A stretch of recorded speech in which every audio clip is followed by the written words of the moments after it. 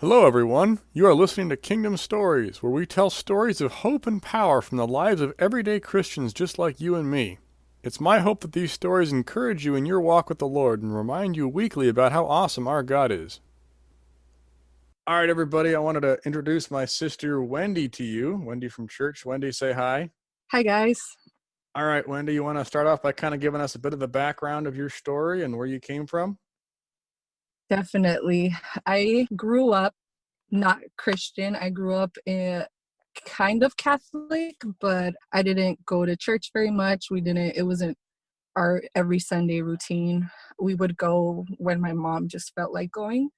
But I don't remember learning much about Jesus. I don't remember retaining much whenever I did go to church. Hmm. It was just more of something I had to do so I can go get McDonald's afterwards. Hmm. Wow. Um, so that's why I went to church back then.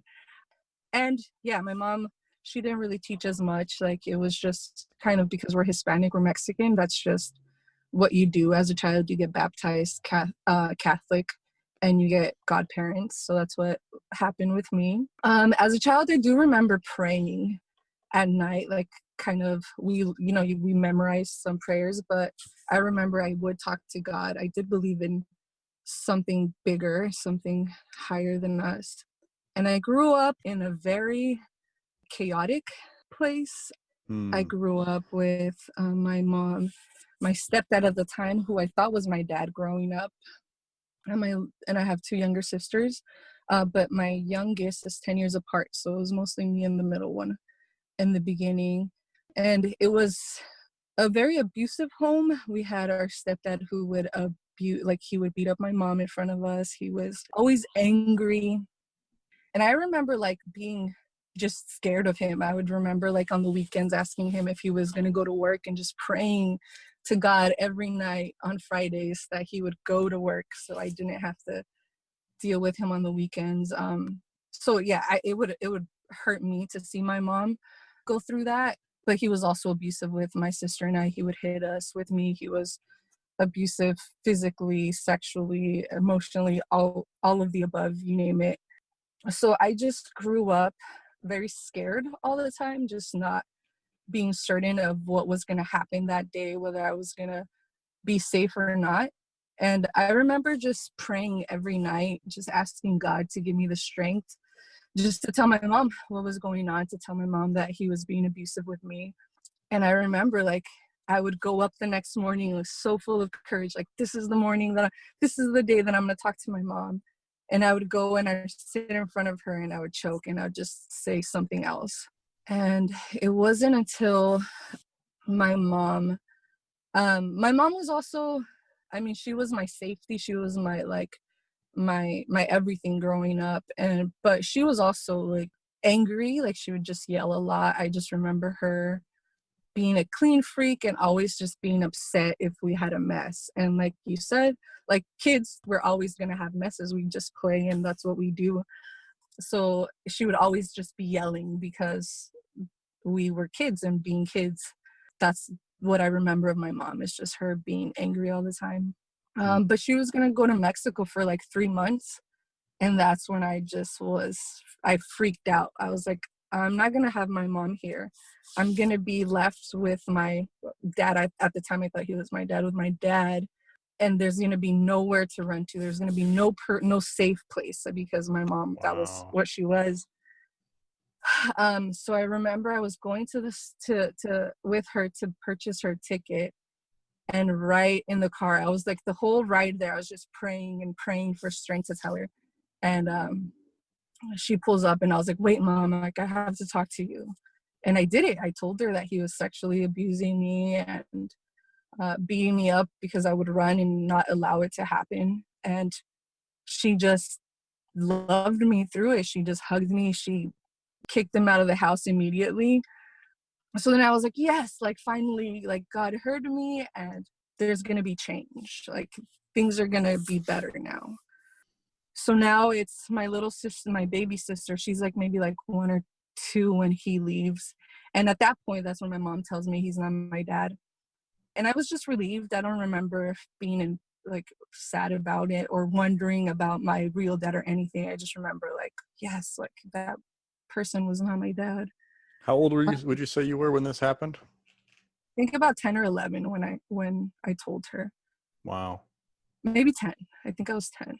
My memory of my childhood is like spotty, so it's really hard for me to remember like exact age and exact like everything is just, yeah, it's a blur. It's a bit of a Um ballpark, but it's good enough. yeah. And so yeah, I was like, yes, like finally things are getting get better.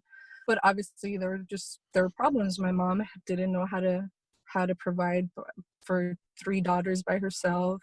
She Mm. hadn't, she was just a stay-at-home mom being controlled by this person. She didn't allow her to do anything. She couldn't study, she couldn't go anything. She was like locked into our house.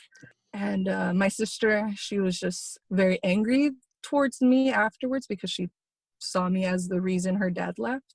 Oh my. So it was just a lot. And then about maybe a year later, my mom had already started dating another guy. She would go on trips with him on the weekends. And I liked it because I got to stay over my cousin's house and she would give me money.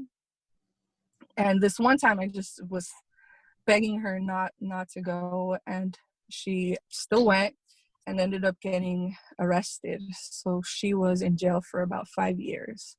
What? So then, yeah, so then I'm here thinking like, yes, things are going to get better, but now I have no dad and no mom and two sisters.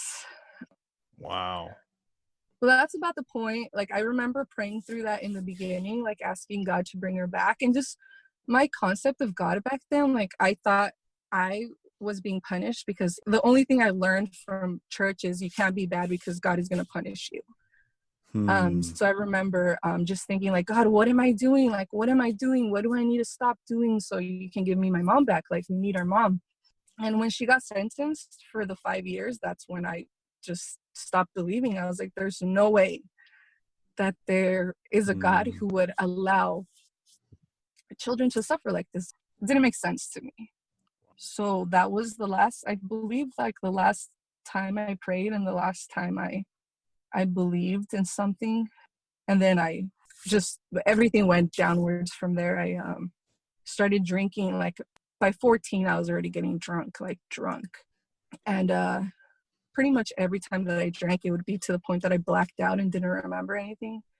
And then I also started smoking weed and just my high school years was just a mess. Like all I would do is drink and smoke and just forget. I just wanted to forget.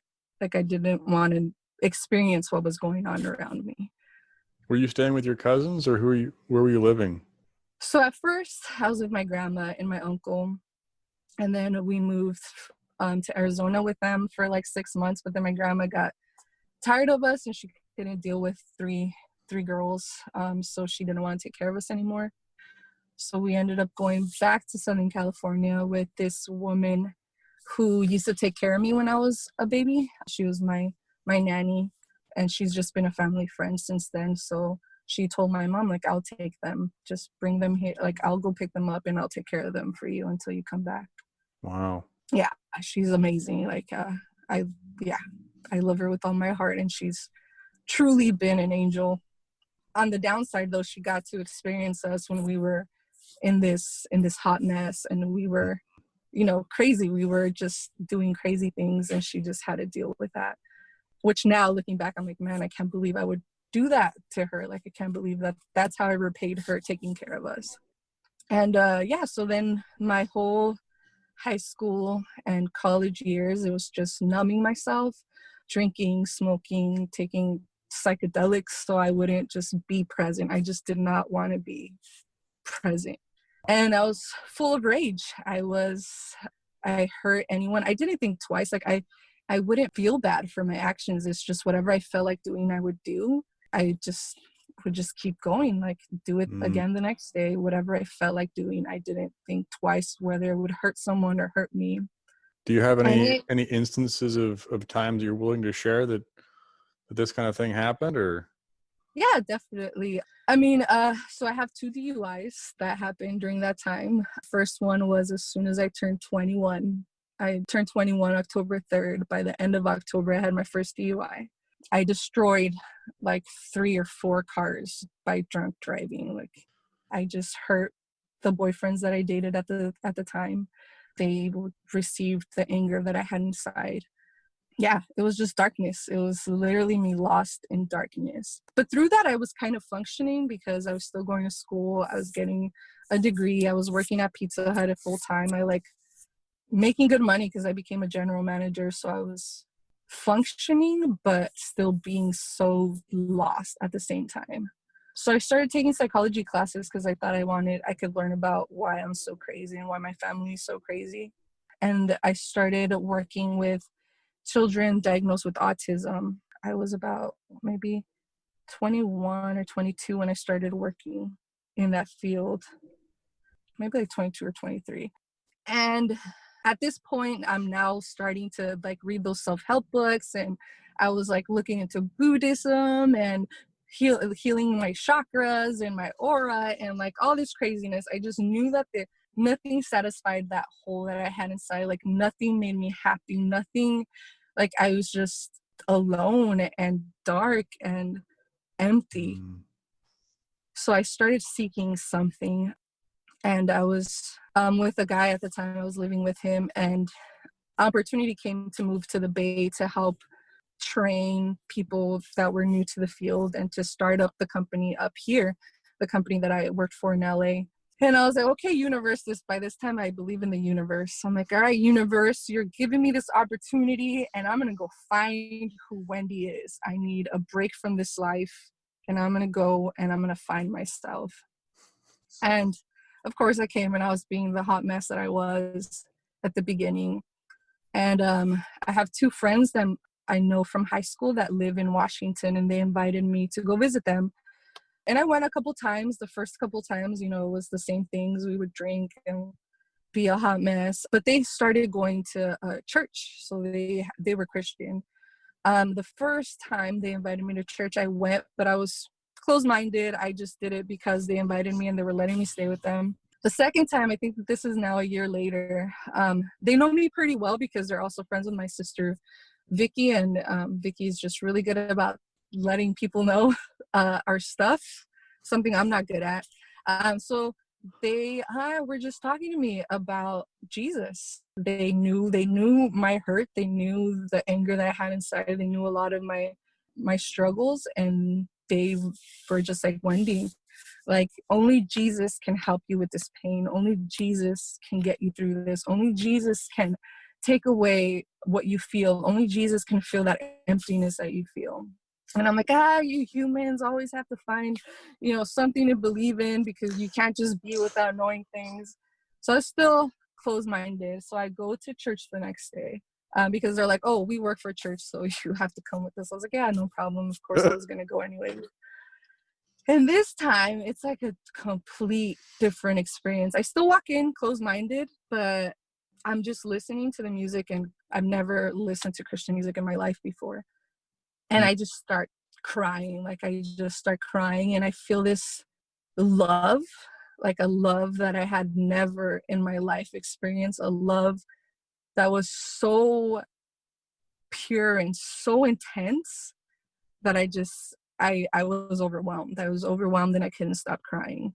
Wow. And in that moment, I was like, okay, like I need to know more about Jesus. I need to learn about what it is that I'm feeling, because I numbed myself so well that I didn't even feel anymore. Like Wow. I was just I was just existing. And I still didn't want to go to church, but I got a Bible and I started reading the Bible, and I read the whole Bible. And then I went back to them like a year later, and I go back to their church, and everybody's like, Wendy, you're back. Everybody's just like so welcoming and loving.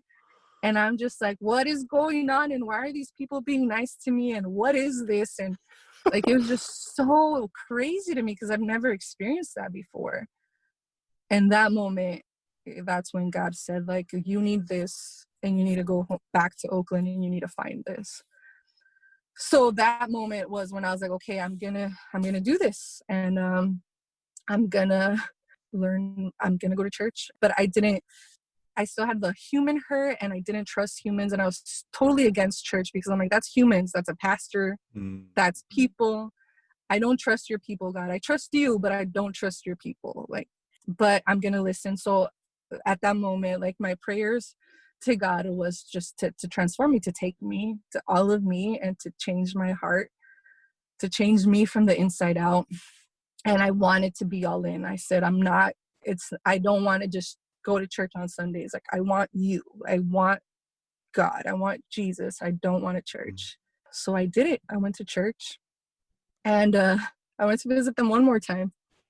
And this is me already going to church, me already trying to do better, right? Trying to be a different Wendy. And I end up driving for my friend because she was a little tipsy.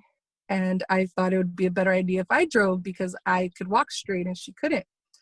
So I ended up getting my second DUI.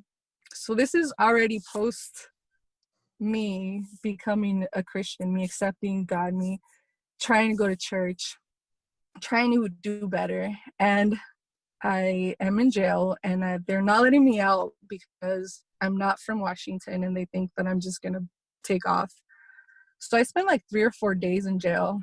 The whole time I just was praying and I'm like, God, I trust you. Like, I trust you. I trust you. I trust you. I messed up, but I trust you, and you're going to get me through this. And like, I was scared that I was going to lose my job. I was scared that everything was just going to mess up. But I was at peace. Like, I was at peace. I was like, this is going to be okay. I read the Bible there, and I think I read where Jesus was crucified. And that moment, I truly, like, just, it hit my soul, my heart. Like, I remember just crying, like, saying, I'm so sorry, Jesus. I'm so sorry that I'm the one that put you up on that cross. Like, it's my sin that put you there. It's because of me that you're there. And I'm so grateful that he knows, like, he knows me. He knows all of my sin. He knows everything. And he still chose to show me who he is and to embrace me with his love. So I think that's when, like, I fully experienced the gospel in that moment. Wow.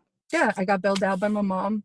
And this is, I'm already praying. Like, my prayer through this, before that happened, and through that, was, take away everything that no longer serves me, the people, my habits. I need you to show me what you want me to not do anymore. I get bailed out, and they put this bracelet on my ankle that monitors my body for alcohol every 15 minutes. So immediately, as soon as they tell me that that's what it's gonna do, I'm like, okay, God, so you're telling me I can't get drunk anymore. Like, okay, alcohol is the first thing that's gonna go. And it was crazy because in my head, I'm like, I'm Mexican, like, I'm just an alcoholic. That's just in my blood, and I'm never gonna be able to change this about me. But that was the first thing that God showed me, that I wasn't. Like, this is not your identity. This is not who you are. Like, alcohol doesn't have control of you. So that was the first lesson I learned of many. Yeah, and from there, I go back, and my friend, the first thing that she told me when I got out, when she picked me up, was like, Wendy, please don't stop believing in God. Please don't stop going to church. Like, please, like, this is a test from the enemy, and he wants you, like, he wants your soul, Wendy, and don't let him take your soul. Like, please, like, you're just starting your walk. Like, this is just for you to stumble, like, trust. Yeah, it was just what I needed to hear. And I came back, and I just kept doing what I was doing, kept going to church, I joined group. I was just started serving, and all this time I'm like doing that, and then dealing with that, with the DUI. I was on house arrest for it for a little bit, and then I wanted to get baptized. And I remember I had to go to court the next day after I was about to be baptized. And I have to go to court. So I call AJ, and I'm like, hey, AJ, like, I don't think I should get baptized because I have to go to court the next day, and I have this bracelet on my ankle, and like he had no idea. I hadn't told him my Wow. story about that. So he's like, Wendy, pray about it. I talked to my mom about it. She's like, yeah, Wendy, like if you want this to be settled first, like do it. And then I was praying about it, and God's like, I want you now. Like I want you how Mm. you are. It's not when you fix this. It's not when you think you're better. Like I want you now as you are. So I got baptized with the scram bracelet. Like my mom saran wrapped it and made sure that it didn't get wet because I couldn't be in like a pool or anything. I could only take a shower. Wow. And I did it. And God has just been transforming me since then and has been doing it. Like I just love how God is so patient that he takes his time and he meets us where we are. Like he doesn't just throw all my sin at my face and says, this is everything that you need to fix, Wendy. It's like, here's this. Okay, you got this, you're good. Okay, now we're gonna work on this. So he's done a lot. I mean, I don't get drunk. I haven't been drunk in a while. I used to smoke every day. I don't do that anymore either. I stopped having sex with guys that I'm not married. Yeah, it's just a lot of just him working in me. My relationship with my family, my sisters, my mom, it had been so broken, and he saved both of my sisters. Like that was one prayer that I Wow. started praying as soon as I started going to church. So it's just been amazing to see God's work, and just that it doesn't stop. He's faithful to complete the work he starts, and that's just amazing. God is so good and so amazing. That's awesome.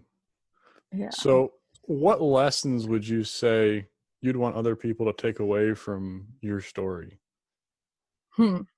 I think the biggest one, and the one that he's still working in me, is that he heals. He heals our brokenness. He heals our Mm. pain. He takes the ugly and makes it beautiful.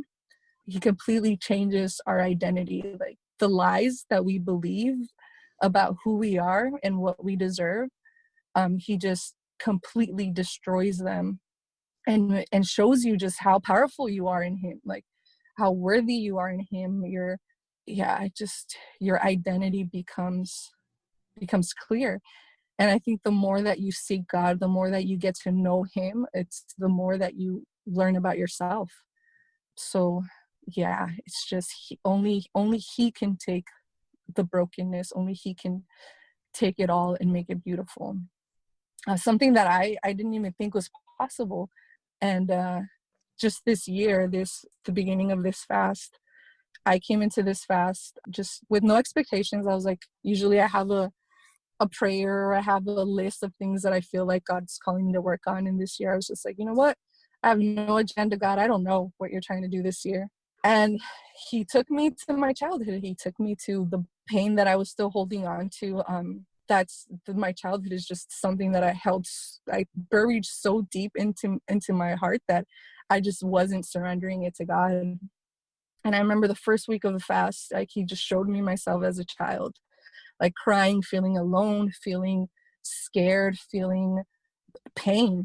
And I just saw Jesus coming to me. He hugged me, he gave me his hand, and I just felt it all go away. And then he told me, like, you are not alone, and you have never been alone.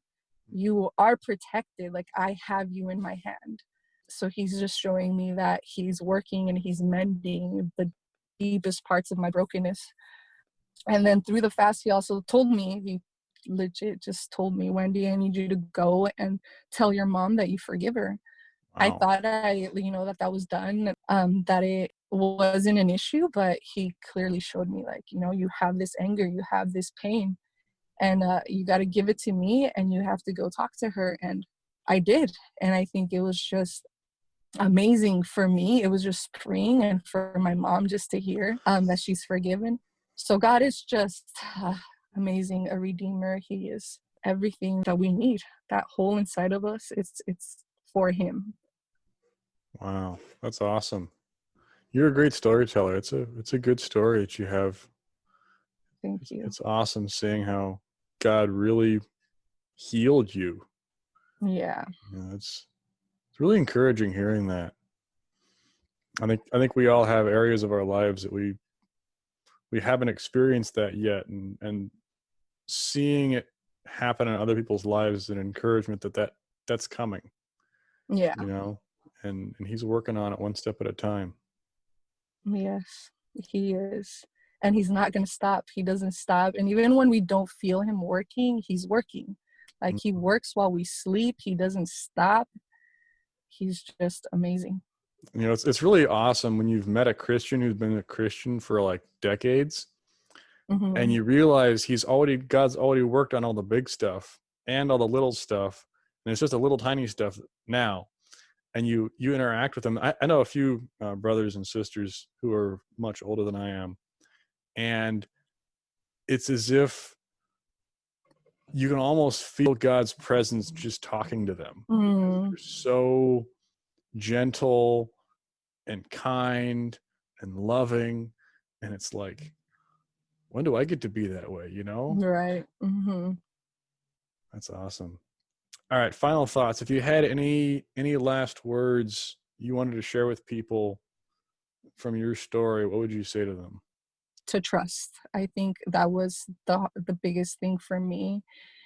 And trust is such a hard thing, especially because we humans hurt so much. We hurt each other, we hurt ourselves, but God will never let us down. He will never break a promise. He's someone that we can rely on with our whole hearts. He loves us. We are his children, and he will take us into his hands, and he will never let us go. And that's just something that we can fully trust. And I think that once we have that in our hearts, like, everything else just melts away. Wow. It's a good word. All right, Wendy, thank you for your time, and thank you for sharing your story with us. We appreciate it. No problem. Thank you for having me, Jesse. This is awesome, and I hope it's encouraging to a lot of people. If you liked the story today, please don't hesitate to spread the love. Share it, like it, and subscribe to hear more. If you want to share a story from your life about an encounter with God, please don't hesitate to email me at jesse@newawakeningministries.org. Stay safe, and remember, the kingdom is among us.